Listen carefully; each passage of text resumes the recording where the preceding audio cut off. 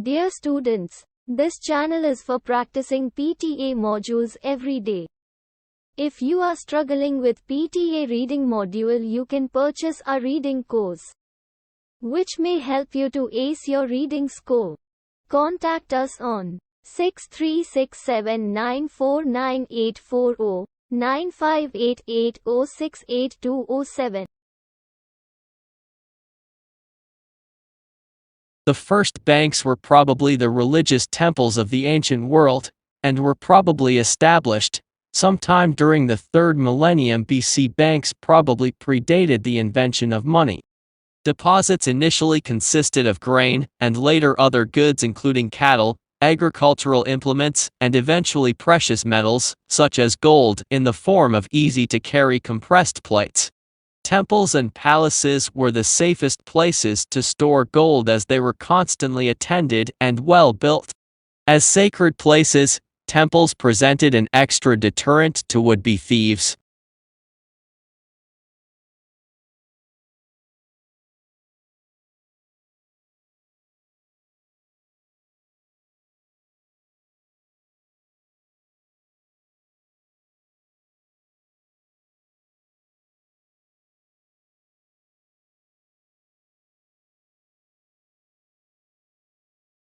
Almost all public spaces nowadays have advertisements in sight, and all forms of media, from newspapers to the cinema to the internet, are filled with adverts.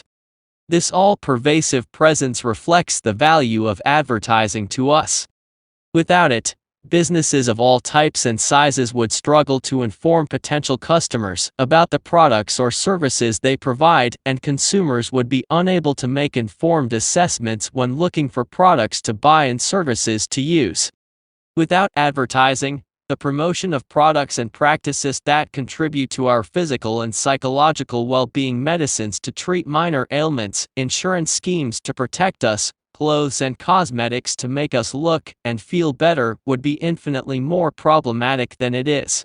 And without advertisements and the aspirations represented in them, the world would be a far duller place.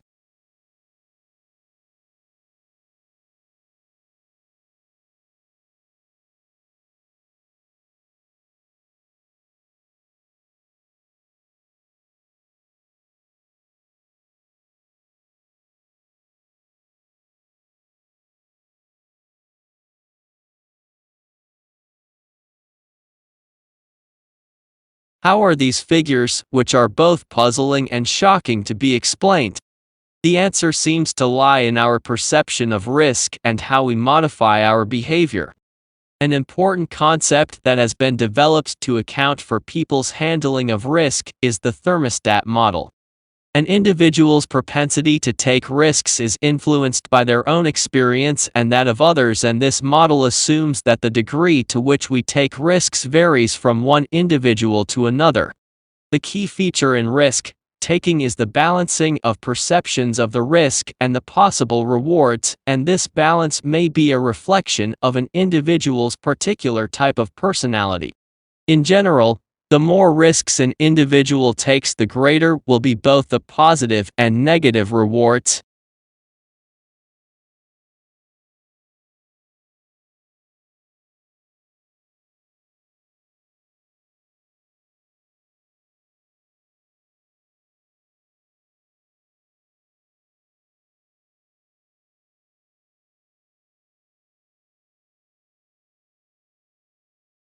According to the literature, the history of vaccination can be traced back to as early as the 7th century, when the monks in India tried to immunize themselves by drinking snake venom.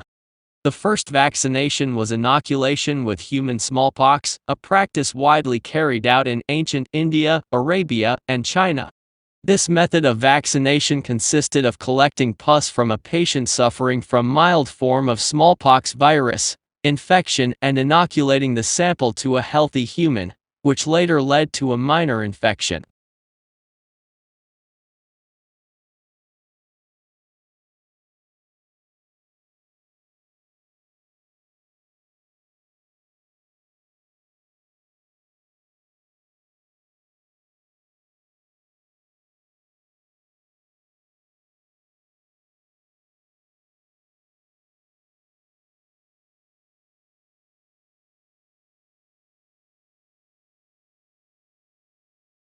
Professor Richard Kimball directed the DES-funded Assessment of Performance Unit research project in design and technology.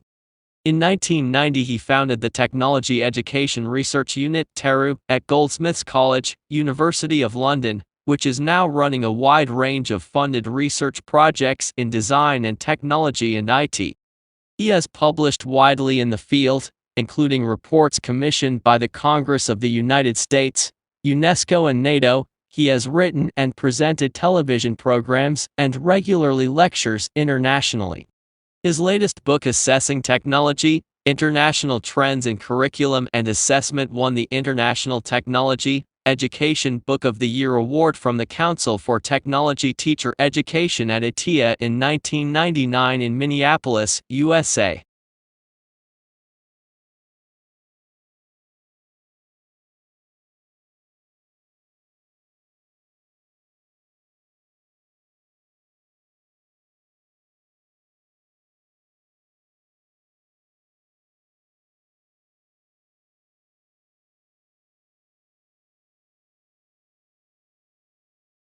People who visit health professionals tend to be older than the general population because illness increases with age.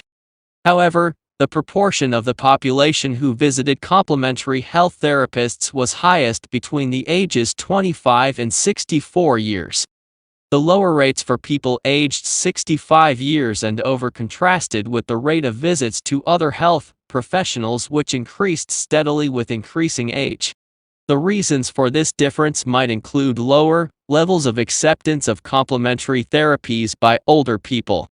Alternatively, older people may have different treatment priorities than do younger people because their health on average is worse while their incomes are generally lower.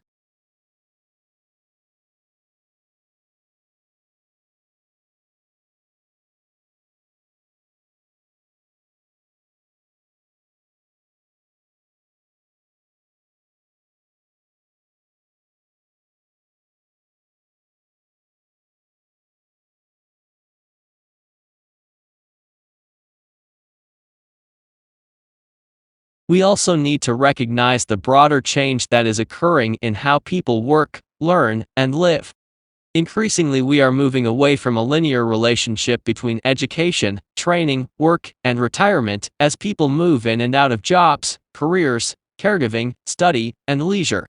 Employers of choice remove the barriers between the different segments of people's lives by creating flexible conditions of work and a range of leave entitlements. They take an individualized approach to workforce planning and development so that the needs of employers and employees can be met simultaneously.